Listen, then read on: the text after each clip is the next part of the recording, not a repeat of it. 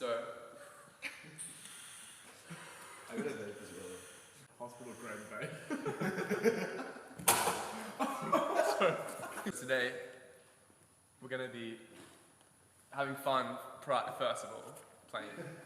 And then second, we're going to have Matt from Saddening Australia come and do a sound shower, which involves meditating, grounding, exotic instruments.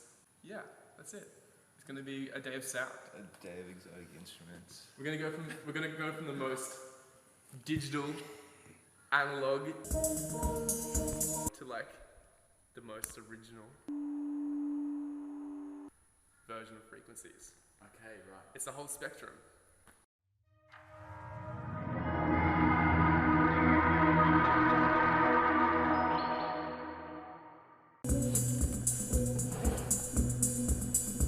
Yeah, what did you say?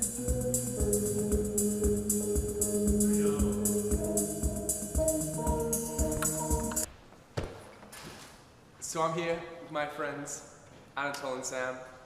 We all have somewhat careers in the music industry and sound in all its aspects. Anatole? I'm Anatole. I'm normally a drummer in a band called Parcels, but today Luca's invited me to come and go on a bit of a synthesizer journey with the two of these boys. Samuel.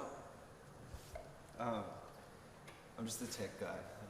No, I make music as well, but just like electronic music mainly.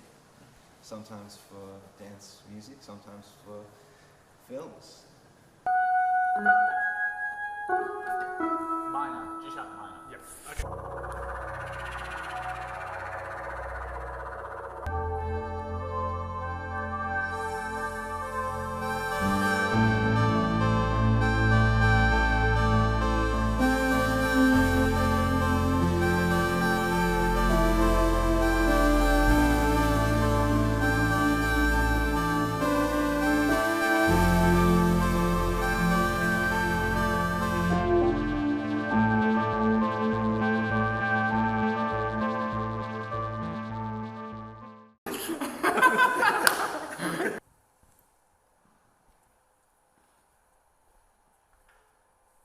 Sound healing is something that's been used for thousands and thousands of years.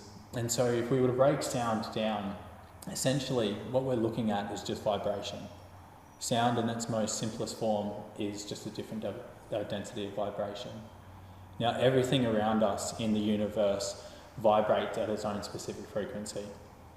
This room that we're in, trees, water, instruments, each of our individual bodies all work at these frequencies. So neuroscientists have found that when we experience sound healing, typically we'll go into this theta brainwave state.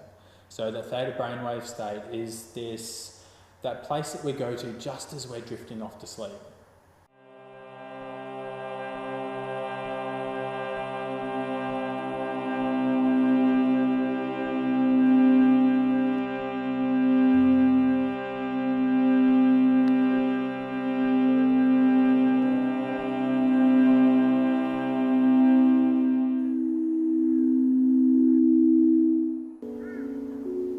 Softly letting go.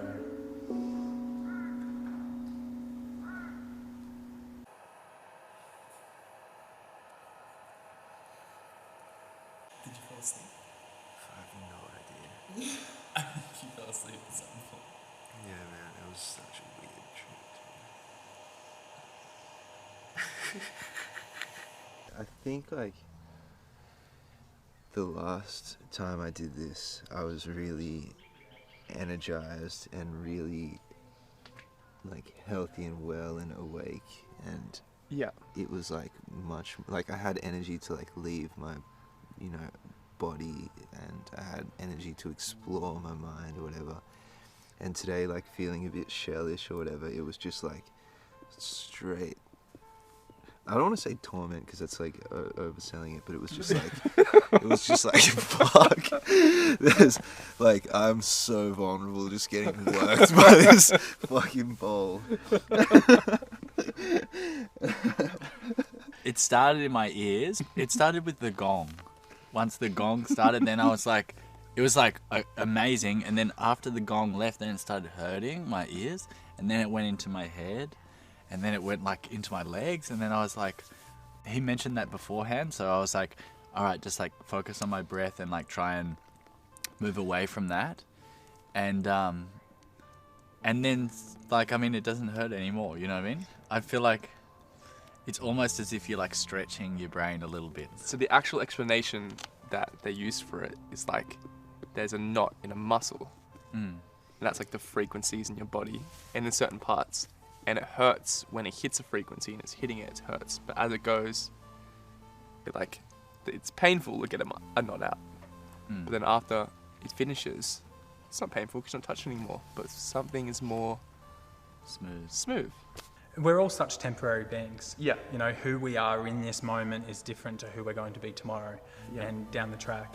So all our experiences in life can continually compound to make us who we are, you know, in the present moment.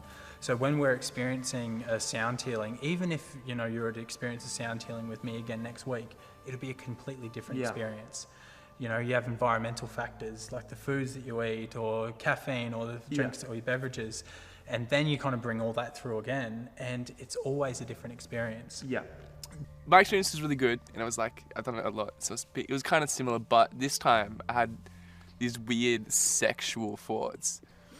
It was like black and white, two people having sex, but it's like zooming up and like this much. Yeah, right. And it's like going through the body. All yours. Well, it's just funny because there was a couple of moments of like anxiety for me, and just not like major ones, just like little ones. It's the kind of I could relate it to like waking up before your alarm has gone off and thinking, fuck, my alarm didn't go off. You know what I mean? Yeah. And so there was a couple of moments where like I could really, in hindsight, it's like that it is really that place between being awake and conscious and then being asleep, and it's just in between. And there was a couple of moments where you were turning over to me and saying like, oh, like, you know, it's finished now, like the sound healing's finished now, you know. But then I was like, oh, is that reality? And then I was like, and then I went back to my breath every time. And at one point, I felt like you were having sex right next to me. I'm serious. I really had the feeling. And then I was like, oh, like I can't take the eye mask off because if it's not happening, then I'm just gonna be like, I'll spoil it for myself, you know.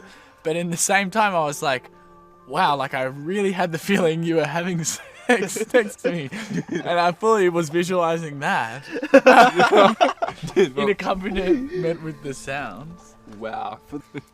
It's just like a bit of Rora's time to interview us 5 minutes after. It's kind of like, I could only compare it to like being on drugs, but not like, yeah, what do you call that?